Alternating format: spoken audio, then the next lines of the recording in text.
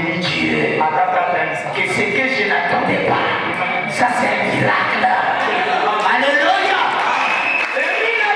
Parce que je ne sais pas comment expliquer ça. Je dis mon frère, ça c'est un miracle puissant. Tu ne te lèves pas, les médecins t'ont chassé, et après c'est un témoignage qu'on ne peut pas donner. Jésus t'a relevé, on doit lui donner gloire.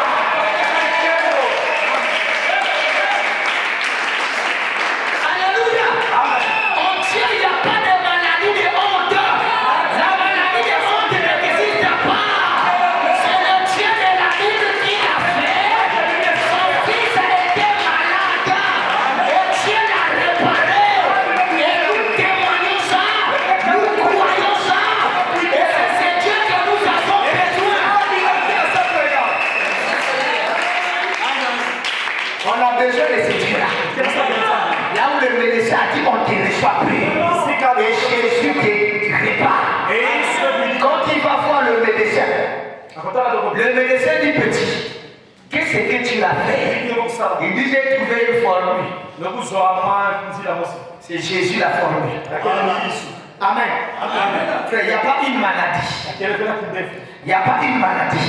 Raison pour laquelle quand on prêche ici là, tu es où? C'est un frère qui est beaucoup connecté. Ne le voyez pas. Quand on prêche, le bien-aimé est beaucoup connecté. Et voilà les miracles qui se passent. Amen. Le Dieu de la Bible est vrai. Le Seigneur Jésus-Christ est vivant. Alléluia.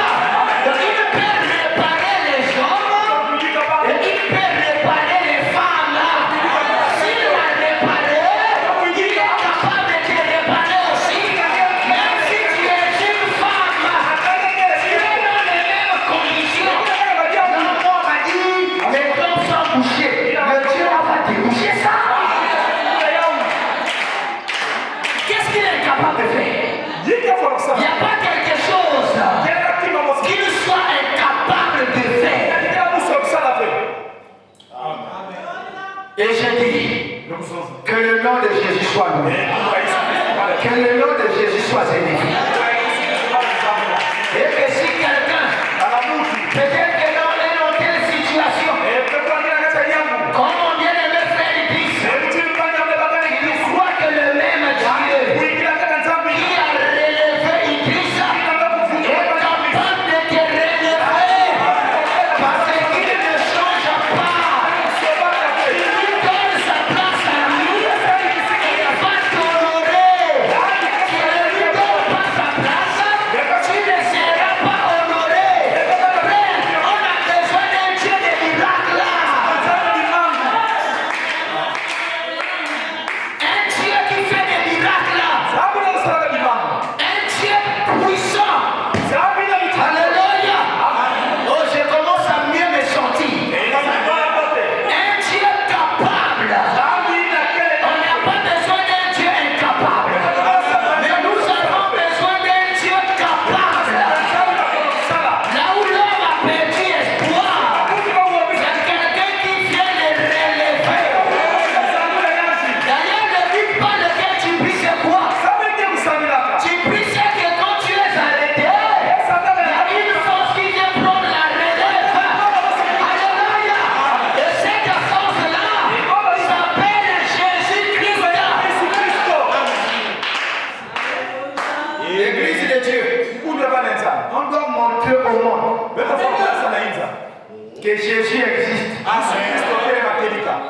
Il est vivant. Il est réel. Il est mort sur la croix pour toi. Il est ressuscité pour toi. Il n'est pas ressuscité pour quelqu'un. Il est ressuscité pour toi, son fils. Toi, sa fille. Non, les pasteurs, ils ne rentrent pas dans la profondeur. Frère, il n'y a pas une profondeur que Jésus-Christ. Il n'y a pas une profondeur que Jésus-Christ. C'est lui qui donne la révélation. Vous savez, le ministère de Jésus-Christ, à 80%, c'était consacré de prier pour les malades. ils sont là, il était avec les disciples, il enseignait, il dormait. Amen. Donc Jésus priait plus pour les gens. Enseigner. Aujourd'hui, on a renversé la tendance. On enseigne plus et on ne prie pas. Amen. Ce n'est pas le modèle qui nous a été légué. Le modèle qui nous a été légué, c'est que les gens doivent se sentir en sécurité. Et pour que quelqu'un se sente en sécurité, la personne doit voir Dieu. Je ne suis pas venu vers vous avec les discours humains, mais je suis venu avec une démonstration pour que votre foi soit centrée en Dieu. C'est ce que l'apôtre Paul nous dit. Amen. Voilà. C'est ce que Paul dit dans les livres de Corinthiens. 1 Corinthiens au chapitre 2. Verset 2 suivant. Car je n'ai pas eu la pensée de savoir parmi vous autre chose que Jésus-Christ et Jésus-Christ a crucifié. Moi-même, j'étais auprès de vous dans un état de faiblesse, de crainte et de grands tremblements. Et ma parole et ma prédication ne reposaient pas sur le discours persuasif de la sagesse, mais sur une démonstration d'esprit et de puissance, afin que votre foi fût fondée non sur la sagesse des hommes, mais sur la puissance de Dieu. Amen.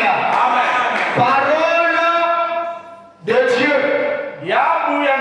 Je suis venu vers vous avec une démonstration de puissance, afin que votre foi soit fondée sur la puissance de Dieu. Donc pour que ta foi soit fondée sur la puissance, tu dois voir les yeux.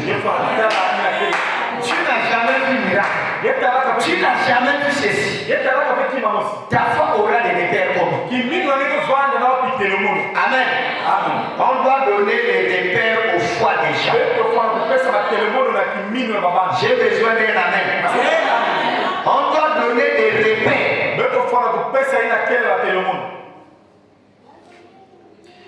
Je répète cette version-là que j'aime beaucoup. Car j'avais décidé de ne rien savoir d'autre durant mon séjour parmi vous. Non frère, il y a un peu de Jésus, il y a un peu de Jésus. Non. Durant mon séjour parmi vous, je n'ai rien voulu savoir d'autre que Jésus-Christ. Et plus précisément, Jésus-Christ a crucifié. C'est pourquoi je me suis présenté à vous faible et tout tremblant de crainte. Alléluia. Mon enseignement et ma prédication n'avaient rien de discours de la sagesse humaine, mais c'est la puissance de l'Esprit divin qui en faisait une démonstration convaincante.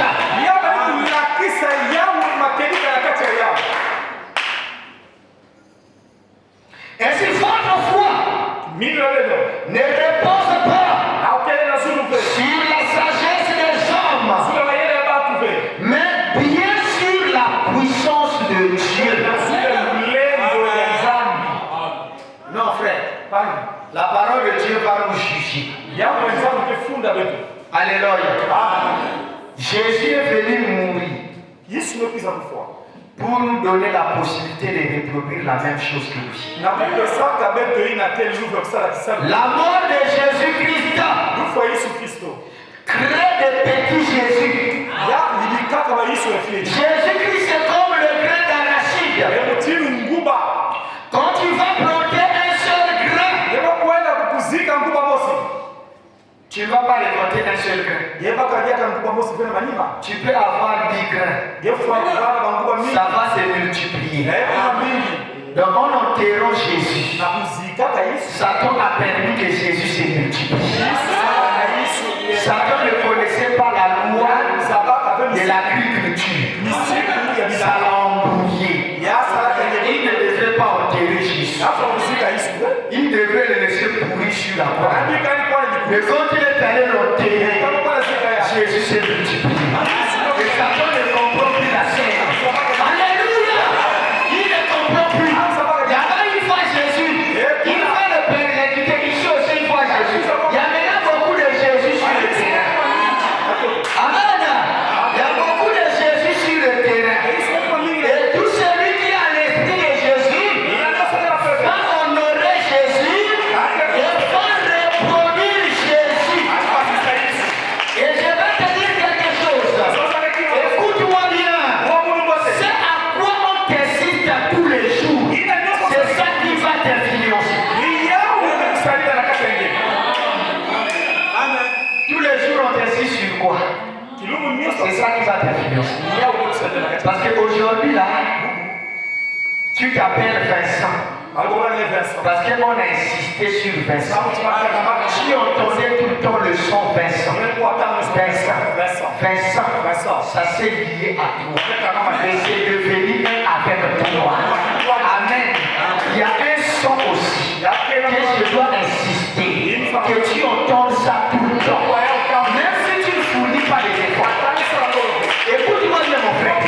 Écoute-moi bien ma soeur. Personne d'entre nous ici n'a fourni des efforts